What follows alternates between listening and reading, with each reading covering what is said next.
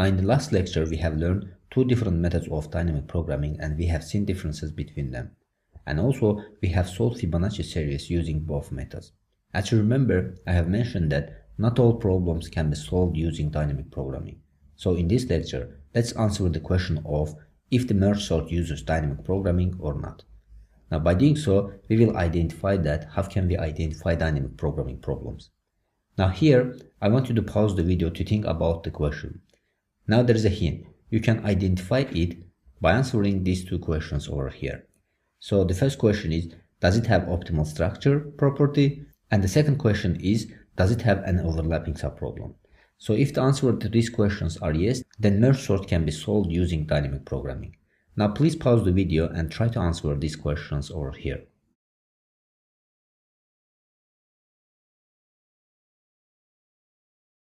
Now let's answer these questions by using a very simple example over here. Now we have an array like this and we want to sort it using merge sort. And we know that in case of merge sort, when we are sorting the given array, we divide it into smaller problems until we reach the stage that we cannot divide the problem. Then we solve the smaller problems and combine them together to get final answer. Now here, if you look at this array over here, the first step over here is we will divide this array into two arrays. So when we divide it, we are checking that if we can divide these arrays further or not. So we see that there are 4 elements in the left array and there are 3 elements on the right array. So this means that we can divide them. So it will continue like this until we have 1 element in each array.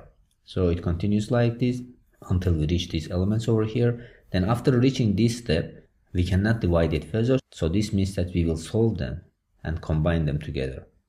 Now after doing these steps, we will combine them one more time, and at the end we will find the final solution for these two arrays over here. Now based on this logic, we can answer these questions that we asked before.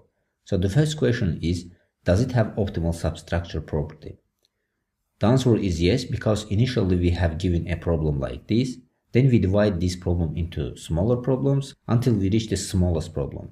Then we solve these smaller problems and combine them together. So this is optimal substructure property. So the answer for the first question is yes. So we have optimal substructure property.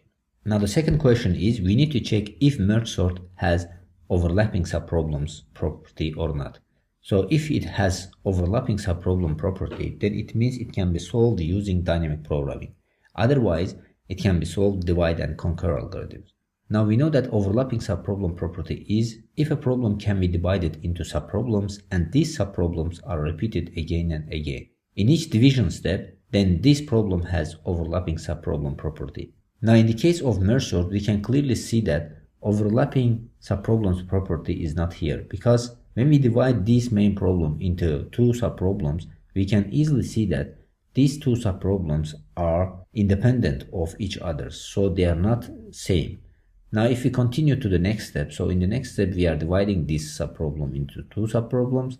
Now here also we see that there is no any repetitive subproblem over here. So similarly, if you look at this here, you see that each subproblem over here is independent. So none of them is repetitive. So this means that we don't have overlapping subproblems property, because in this case not a single subproblem is repeated. So merge sort does not have overlapping subproblem property. So as we see, the answer for the second question is no. So this means that merge sort can be solved using divide and conquer algorithm. It does not have overlapping subproblem property to be solved using dynamic programming. So with this lecture, we have learned how can we identify dynamic programming problems. So in this case, we have to answer to these questions. If the answer for these two questions are yes, so in this case, this problem can be solved using dynamic programming. Otherwise, we cannot solve it using dynamic programming. So hopefully everything is clear about identifying the problems which can be solved using dynamic programming.